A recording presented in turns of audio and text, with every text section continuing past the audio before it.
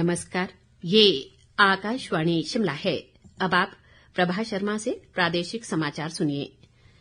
राज्य मंत्रिमंडल ने पशु मित्र नीति 2025 को मंजूरी दे दी है। इस नीति के अंतर्गत पशुपालन विभाग में मल्टी टास्क वर्कर पशु मित्र के 1000 पद भरे जाएंगे।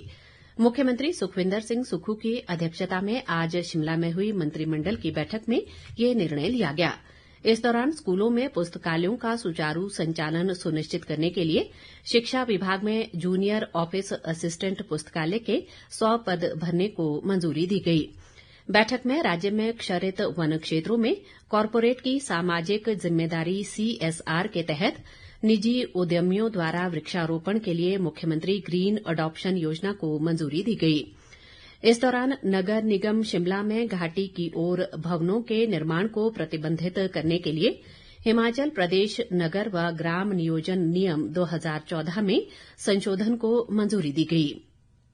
मंत्रिमंडल ने शिमला जिला में माता तारा देवी मंदिर के साथ लगते वन क्षेत्र को शिमला विकास योजना के तहत हरित क्षेत्र के अंतर्गत लाने का भी निर्णय लिया है।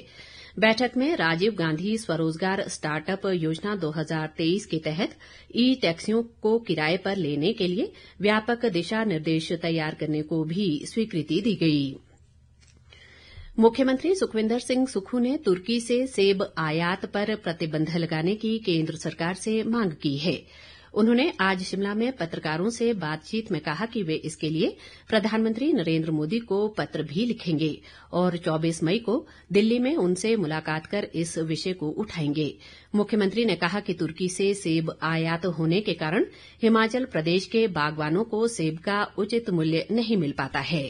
चाहेंगे कि जो तुर्की से सेब आता है उसने हिमाचल के बागवानों को प्रभावित किया। इस प्रकार के सेब के आयात पर प्रतिबंध लगाया जाए। इस मामले में मैं व्यक्तिगत तौर से प्रधानमंत्री जी से भी बात करूंगा और निश्चित तौर पर एक चिट्ठी में प्रधानमंत्री जी को भी दूंगा कि हिमाचल प्रदेश जो कि बागवान और सेब की दृष्टि से पहचाना जाता है, वहाँ के बागवानों को किसी प्रकार का नुकसान न हो, क्योंकि जब बाहर से आयात सेब आता है तो हमारे सेब के दाम प्रति किलो के हिसाब से गिर जाते हैं। तो हम चाहेंगे कि तुर्की के सेब के आयात पर प्रतिबंध इस दौरान मुख्यमंत्री ने कहा कि राजधानी शिमला में बढ़ती भीड़ को देखते हुए अभी और सरकारी दफ्तरों को दूसरी जगह शिफ्ट किया जा सकता है, जबकि विभागों को स्थानांतरित करने की अभी कोई योजना नहीं है। लोक निर्माण मंत्री विक्रमादित्य सिंह ने कहा है कि प्रदेश में प्रधानमंत्री ग्राम सड़क योजना चरण 4 के तहत बनने वाली सड़कों की अपग्रेडेशन का काम तेजी से चल रहा है।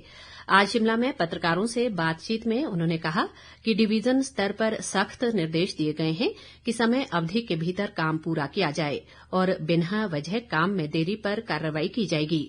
लोक निर्माण मंत्री ने कहा कि प्रधानमंत्री ग्राम सड़क योजना के चौथे चरण में DPR बनाने और नारेडा पोर्टल पर हिमाचल देश में टॉप पर है, लेकिन हिमाचल को सड़कें न मिलने में सबसे बड़ी बाधा भूमि अधिग्रहण की है। उन्होंने लोगों से सड़क निर्माण में जमीन देने में सहयोग करने का आग्रह किया है। प्रधानमंत्री ग्राम सड़क योजना के चौथे चरण में अभी तक की जो हमारी DPRs बनी है, अभी तक जो हमने नरेडा जो उनका ऑनलाइन प्लेटफॉर्म है PMJSY का, वहां पे जो अपलोड किया है अभी मास में, उसमें Himachal is the top performer पूरे देश के तुलना में, और हिमाचल को अधिकतर सड़कें इसमें मिल सकती है। मगर जो हमको हैंडीकैप देखने को मिल रहा है जगह जगह पे, वो है non availability of land, forest की समस्याओं, FCA, FRA और साथ में जो जमीन PWD के विभाग के नाम पे नहीं है, वो हमको हैंडीकैप। मैं आज ये अपील कर रहा हूं, अगर सबका सहयोग मिलेगा तो हम इस आंकड़े को करीबन 1500 किलोमीटर तक खींच सकते हैं। केंद्रीय वस्त्र मंत्रालय द्वारा शिमला के रिज मैदान पर एकता प्रदर्शनी का आयोजन किया गया है। आज शुरू हुई इस प्रदर्शनी का शुभारंभ मुख्य सचिव प्रबोध सक्सेना ने किया। 26 मई तक चलने वाली इस प्रदर्शनी में देश भर के स्वयं सहायता समूहों व उद्यमियों द्वारा निर्मित उत्पादों के 70 से ज्यादा स्टॉल लगाए गए हैं। इस दौरान प्रबोध सक्सेना ने कहा कि टेक्सटाइल मंत्रालय के द्वारा इस तरह का आयोजन करवाना काफी सराहनीय है। सबसे पहले तो मैं मिनिस्ट्री ऑफ टेक्सटाइल को बहुत धन्यवाद देना चाहूंगा कि उन्होंने इतना अच्छा आयोजन जो है वो शिमला में किया है। राज्य सरकार जो है वो उनके प्रति बहुत कृतज्ञ है कि उन्होंने शिमला को चूज किया इस एग्जीबिशन के लिए, और कश्मीर से लेकर कन्याकुमारी तक की यहाँ पर सबसे सर्वश्रेष्ठ जो कृतियां हैं वो लोगों को देखने को मिलेंगी। तो मैं समझता हूँ कि ये जो शिमला वासियों के लिए और जो यहाँ पर्यटक आएंगे इस सीजन में उनके लिए एक बहुत बड़ा आकर्षण। इसी के साथ ये समाचार बुलेटिन समाप्त हुआ। हमारा अगला बुलेटिन आप सुन सकते हैं शाम 7:45 पर। नमस्कार।